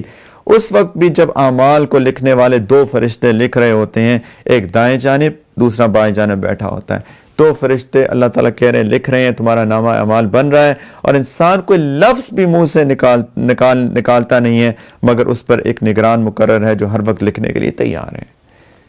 لفظ، ایک ایک لفظ بھی لکھا جا رہا ہے. آ ای او، جو بھی ہم بات کرتے ہیں وہ بھی ریکارڈ ہو رہا ہے، اعمال تو ہو ہی رہے ہیں. اور اللہ تعالیٰ فرمان ہے وَجَاءَتْ سَكْرَةُ الْمَوْتِ بِالْحَقِّ. یہ جو موت کے سکرات ہیں، سختی یہ سچ مچ آنے والی ہے. اے انسان، یہ وہ چیز ہے جس سے تو بدکتا تھا. ذَلِكَ مَا كُنْتَ مِنْهُ تَحِيدٌ. اور پھر سور پھونکا جائے گا. یہ وہ دن ہوگا جس سے ڈرایا جاتا تھا. اور اللہ تعالیٰ کہتے ہیں جب انسان قبروں سے اٹھیں گے، وَجَاءَتْ كُلُّ نَفْسٍ مَعَهَا سَائِقٌ وَشَهِيدٌ. ہر شخص اس طرح آئے گا کہ اس کے ساتھ ایک سائق ہوگا، اس ہانک رہا ہوگا. وہ جانا نہیں چاہتا ہوگا، کچھ لوگ اس کو ہانک کے لے کے جائیں گے، چلو میدان کی طرف جہاں پہ حساب کتاب ہوگا، اور ایک گواہی دینے والا ہوگا. کچھ نے کہا کہ وہی دونوں فرشتے ہوں گے جو کہ انسان کے ساتھ تھے، ایک اسے ہانک کے لے کے جائے گا، ایک اس کی گواہی دے گا. اللہ تعالیٰ فرماتے ہیں لَقَدْ كُنْتَ فِي غَفْلَةٍ مِّنْ هَذَا. تم اس واقعے کی طرف سے غفلت میں پڑے ہوئے تھے، اب پردہ ہٹا دیا جائے گا. فَكَشَفْنَا عَنْكَ غِطَاءَكَ فَبَصَرُكَ الْيَوْمَ حَدِيدٌ. آج تمہاری نگاہ خوب تیز ہو گئی. جب انسان موت کے وقت بھی جب پردے ہٹ جائیں گے، فرشتے آتے دیکھیں گے، سب نظر آئے گا. اور اس کا جو ساتھی ہے کرین فرشتہ، وہ کہے گا یہ اعمال نامہ میرے پاس تیار ہیں. اور اللہ تعالیٰ کہیں گے حکم دیا جائے گا کہ تم دونوں یہ جو ہر اس شخص کو جہنم میں ڈال دو جو کہ پکے کافر تھے اور حق کے پکے دشمن تھے. ان دونوں فرشتوں سے کہا جائے گا. تو اللہ تعالیٰ پھر کہا کہ جو متقی ہوں گے وَأُزْلِفَتِ الْجَنَّةُ لِلْمُتَّقِينَ غَيْرَ بَعِيدٍ. متقیوں کے لیے جنت اتنی قریب کر دی جائے گی کچھ بھی دور نہیں رہے گی. اور کہا جائے گا کہ یہ وہ چیز ہے جو ان سے وعدہ کیا جاتا تھا. کس کے لیے؟ ہر اس شخص کے لیے جو هَذَا مَا تُوعَدُونَ لِكُلِّ أَوَّابٍ حَفِيظٍ، جو اللہ سے خوب لو لگاتا تھا اور اپنی نگرانی رکھتا تھا، اپنا محاسبہ کرتا رہتا تھا. من خشی الرحمن بالغیب وجاء بقلب منیب. جو اللہ رحمان سے اسے بغیر دیکھے ڈرتا ہو اور اللہ کی طرف رجوع کرنے والا دل لے کر آئے گا، اس سے کہا جائے گا ادخلوها بسلام، تم سب اس جنت میں سلامتی کے ساتھ داخل ہو جاؤ. ذالک یوم الخلود. یہ وہ دن ہے جو ابدی زندگی کا دن ہوگا، اور ان جنتیوں کو سب کچھ ملے گا جہاں وہ چاہیں گے. اور اللہ تعالیٰ فرماتے ہیں وَلَدَيْنَا مَزِيدٌ. میرے پاس کچھ اور بھی ہے ان نعمتوں کے علاوہ، جیسے پہلے بھی بات کر چکے. اللہ تعالیٰ کا دیدار ملے گا ان لوگوں کو. اللہ تعالیٰ فرماتے ہیں اس سب میں اس شخص کے لیے نصیحت کا سامان ہے جس کے پاس دل ہو. إِنَّ فِي ذَلِكَ لَذِكْرَىٰ لِمَنْ كَانَ لَهُ قَلْبٌ. دل ہو، سمجھنے والا. اول السمع وهو شہید. یا حاضر دماغ بن کر کان دھرے، بات سنے. کچھ لوگ ہوتے ہیں مجلس میں سو رہے ہوتے ہیں، اپنی باتوں میں ہوتے ہیں، ان کو نصیحت نہیں ملتی. یا کئیوں کے پاس دل ہی نہیں ہوتا ایبزارب کرنے کے لیے نصیحت کو. ان کے دل نہیں ہوتے بلکہ پتھر ہوتے ہیں اندر. نصیحت کس کو ملتی ہے؟ ان کے پاس دل ہو، سننے کا جذبہ ہو، اور حاضر باش ہو کر بات غور سے سنے. اللہ تعالیٰ نے کہا نبی صلی اللہ علیہ وسلم جو لوگ کہہ رہے ہیں اس پر صبر کرو اور اپنے رب کی حمد کے ساتھ تسبیح کرتے رہو. آگے آخری صورت جز کی صورت زاریات ہے. ابھی ساری سورہ رحمان کے سوا باقی سورہ حدید تک ساری صورتیں مکی ہیں، اور بنیادی موضوع تو وہی ہیں: توحید، رسالت، آخرت، کفار مومنین قدرت کی نشانیاں وغیرہ وغیرہ۔ بسم اللہ الرحمن الرحیم والذاریات ذروا فالحاملات وقرا فالجاریات یسرا فالمقسمات امرا انما توعدون لصادق وان الدین لواقع والسماء ذات الحبک انکم لفی قول مختلف یؤفک عنہ من افک قتل الخراسون الذین هم فی غمرۃ ساہون۔ اللہ تعالیٰ نے قسمیں کھائی ہیں، قسم ہے ان ہواؤں کی جو گرد اٹھا کر بکھیر دیتی ہیں، پھر ان کی جو بادلوں کا بوجھ اٹھاتی ہیں، پھر ان کی جو آسانی سے روا دوا ہوتی ہیں۔ اس کے اندر اختلاف ہے کہ یہ قسمیں کس کس کی ہیں۔ ایک ہے یہ تینوں قسمیں ہوا کی ہیں، پھر ان کی جو چیزیں تقسیم کرتی ہیں کہ جو وعدہ تم سے کیا جا رہا ہے وہ یقینی طور پہ سچا ہے اور اعمال کا بدلہ یقیناً مل کے رہے گا۔ قسم ہے راستوں والے آسمان کی کہ تم متضاد باتوں میں پڑے ہوئے ہو۔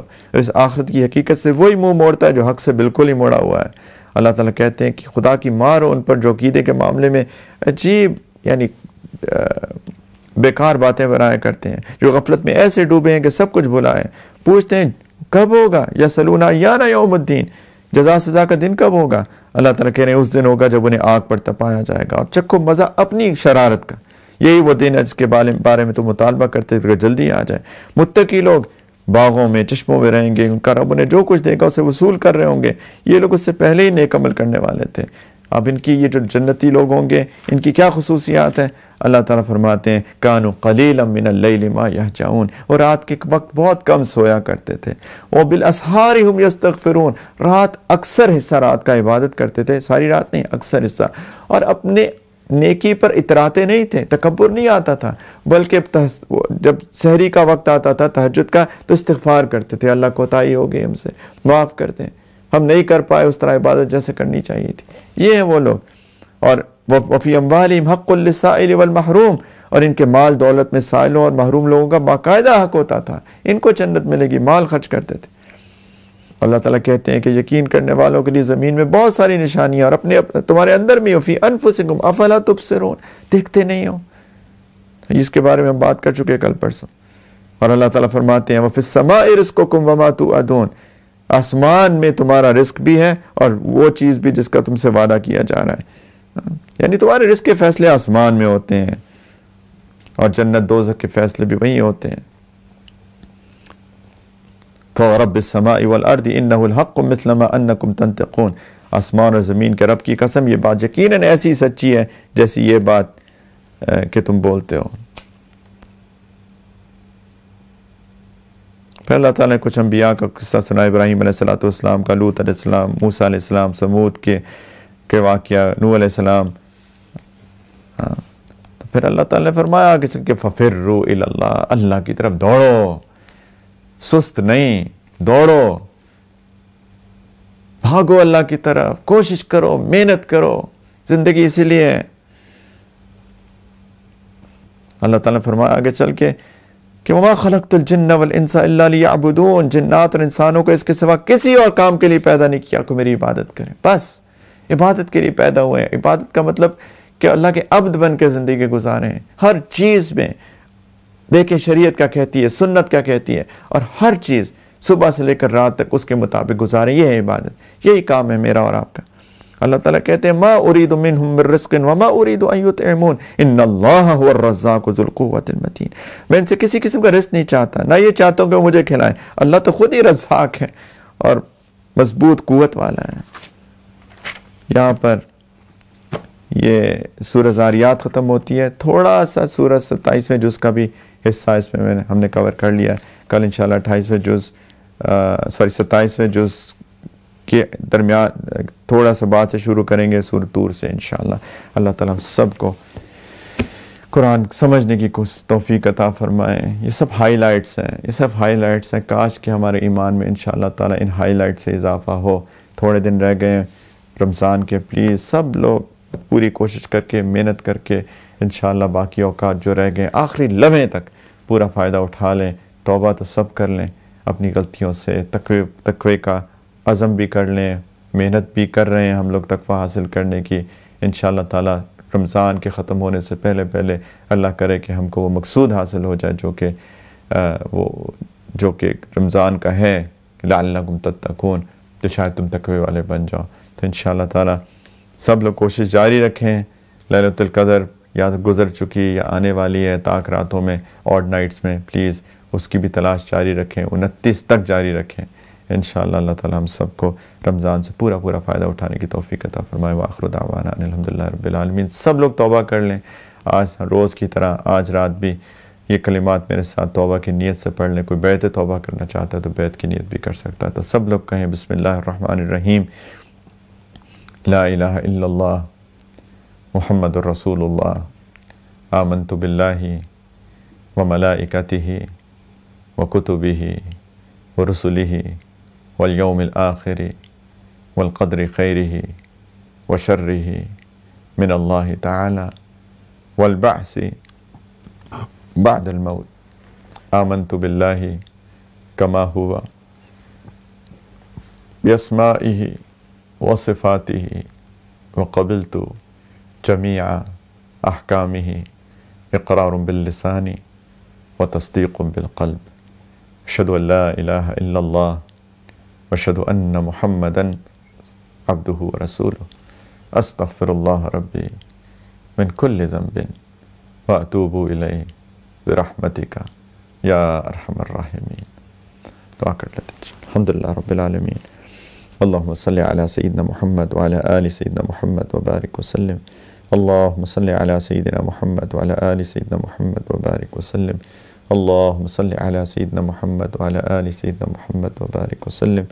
ربنا ظلمنا انفسنا وإن لم تغفر لنا وترحمنا لنكونن من الخاسرين، ربنا لا تزغ قلوبنا بعد إذ هديتنا وهب لنا من لدنك رحمة إنك أنت الوهاب، لا إله إلا أنت سبحانك إنا كنا من الظالمين، يا مقلب القلوب ثبت قلوبنا على دينك، يا مصرف القلوب صرف قلوبنا على طاعتك، اللهم حبب إلينا الإيمان وزينه في قلوبنا وكر إلينا الكفر والفسوق والعصيان واجعلنا من الراشدين، اللهم آت نفوسنا تقواها وزكها أنت خير من زكاها أنت وليها ومولاها، اللهم إنك عفو تحب العفو فاعف عنا يا كريم، اللهم إنك عفو تحب العفو فاعف عنا يا رحيم، اللهم إنك عفو تحب العفو فاعف عنا يا رحمن یا ودود یا وہاب یا کریم یا حنان یا منان یا اللہ۔ یا اللہ اس محفل کو، اس مجلس کو قبول فرما لیجیے اللہ۔ جو ٹوٹی پھوٹی ایک کوشش کی اللہ اس کو قبول کر لیجیے میرے مولا۔ جو کمی کوتاہی ہوئی اور بہت ہوئی میرے مولا معاف فرما دیجیے یا اللہ۔ ہم قابل نہیں ہیں یا اللہ کہ آپ کے قرآن کا مذاکرہ کر سکیں یا ارحم الراحمین، یا اللہ ہم کسی بھی قابل نہیں ہیں، لیکن یا اللہ آپ قبول کر لیں تو یا اللہ آپ کی کرم نوازی ہوگی، اللہ قبول فرما لیجیے، ہم سب کی طرف سے قبول فرما لیجیے اللہ۔ اس قرآن کی نسبت ہمارے دلوں میں اتار دیجیے، اس کی مناسبت اتار دیجیے، اس کے ساتھ مناسبت پیدا فرما دیجیے یا ارحم الراحمین۔ ہم نے آج ایک دفعہ پھر توبہ کی ہے اللہ، ہماری توبہ قبول فرما لیجیے اللہ۔ رمضان کے تھوڑے سے دن باقی رہ گئے ہیں اللہ، ہمارے روزوں کو قبول فرما لیجیے یا ارحم الراحمین۔ یا اللہ ہم کو نہیں پتہ ہماری مغفرت ہوئی کہ نہیں ہوئی، میرے پیارے اللہ مغفرت فرما دیجیے اللہ، مغفرت فرما دیجیے اللہ، مغفرت فرما دیجیے میرے مولا، مغفرت فرما دیجیے یا ارحم الراحمین۔ ہمیں بربادی سے بچا لیجیے، محرومی سے بچا لیجیے اللہ۔ تھوڑے سے دن رہ گئے اللہ، اس سے بھرپور فائدہ اٹھانے کی توفیق عطا فرما دیجیے یا ارحم الراحمین۔ جسم کمزور پڑ گئے میرے مولا یا اللہ، تھکاوٹ بڑھ گئی، لیکن یا ارحم الراحمین ایک امید ہے کہ یا اللہ کہ آپ قبول کر لیں گے، آپ معاف کر دیں گے یا اللہ، ہمیں تقویٰ مل جائے گا اس مہینے کے ختم ہونے سے پہلے میرے پیارے اللہ۔ ہماری امیدوں کے مطابق یا اللہ اس سے کہیں زیادہ بڑھ کر میرے پیارے اللہ اپنی شان کے مطابق یا اللہ ہمیں روحانی اور دنیاوی اور اخروی، روحانی اور جسمانی تمام نعمتیں عطا فرما دیجیے یا اللہ، قبول فرما لیجیے اللہ، رحمتوں کے فیصلے فرما دیجیے یا ارحم الراحمین۔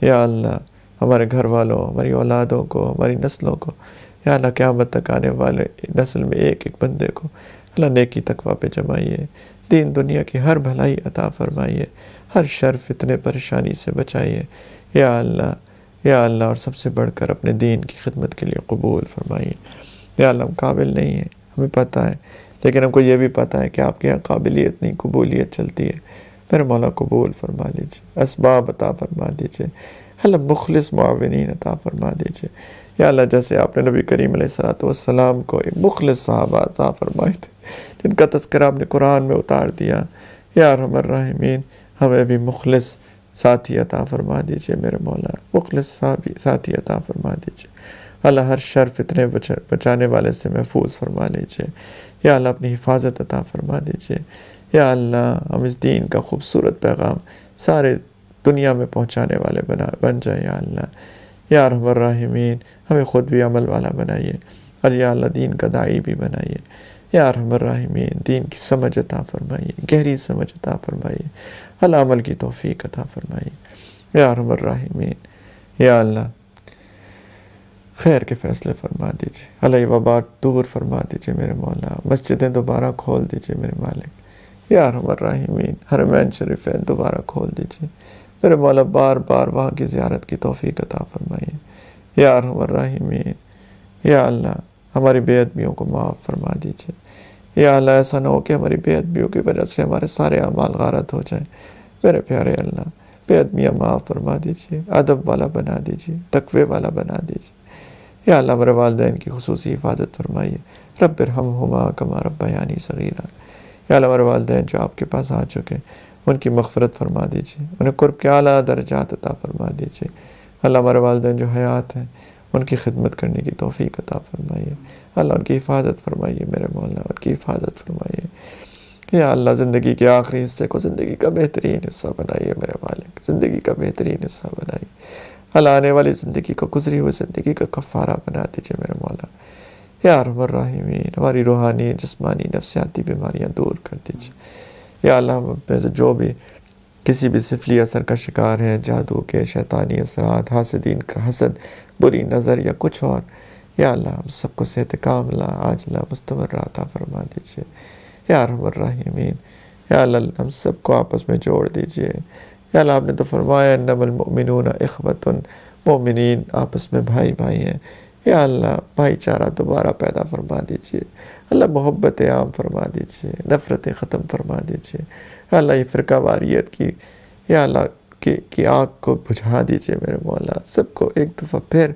جمع فرما دیجیے یا اللہ، واعتصموا بحبل اللہ جمیعا ولا تفرقوا کا مصداق بنا دیجیے میرے مولا یا ارحم الراحمین، ہدایت کو عام فرما دیجیے، خیر کے کرم کے فیصلے فرما دیجیے یا ارحم الراحمین اللہ، راضی ہو جائیے میرے مولا، دنیا میں بھی اور خاص طور پہ جب آپ کے پاس آنے کا وقت آئے میرے پیارے اللہ پہلے راضی ہوئیے گا، اپنی ملاقات کا شوق عطا فرمائیے گا یا اللہ، کلمے کی توفیق عطا فرمائیے گا، پھر ہمیں اپنے پاس بلائیے گا اللہ، ہماری قبر کو، ہمارے آخرت کے دن کے تمام منازل کو آسان کر کے ہم سب کو نبی کریم علیہ السلام کے قدموں میں اللہ جنت الفردوس میں جمع فرما دیجیے گا اور اپنا دیدار بے حجاب اور اپنی دائمی رضا عطا فرمائیے اللہ، ہم آپ کے در کے فقیر ہیں اللہ، ایسے فقیر ہیں جن کو مانگنے کا ڈھنگ بھی نہیں آتا میرے مولا یا ارحم الراحمین، ہمیں بس اپنے کرم سے صدقہ خیرات عطا فرما دیجیے اللہ، یہ رمضان کے دن ہے، آپ کی رحمتیں عروج پر ہیں میرے پیارے اللہ، ان رمضان کی برکتوں کا صدقہ عطا فرما دیجیے اللہ، ان رمضان کی برکتوں کی خیرات عطا فرما دیجیے، دنیا آخرت کی تمام نعمتیں عطا فرما دیجیے اللہ، راضی ہو جائیے میرے مولا، خیر کے فیصلے فرما دیجیے، ساری دعائیں جو لوگوں نے کہیں دعاؤں کے لیے ان سب کی دعائیں قبول فرما لیجیے اللہ، جن نے خدمت کی کسی بھی درجے میں ان کی خدمت کو قبول فرما کے اللہ ان کے لیے برکتیں عطا فرما دیجیے، سب کی پریشانیاں دور فرما دیجیے، ربنا تقبل منا انک انت السمیع العلیم وتب علینا انک انت التواب الرحیم، صلی اللہ علی النبی الکریم وعلی آلہ وصحبہ اجمعین برحمتک یا ارحم الراحمین، والحمد للہ رب العالمین۔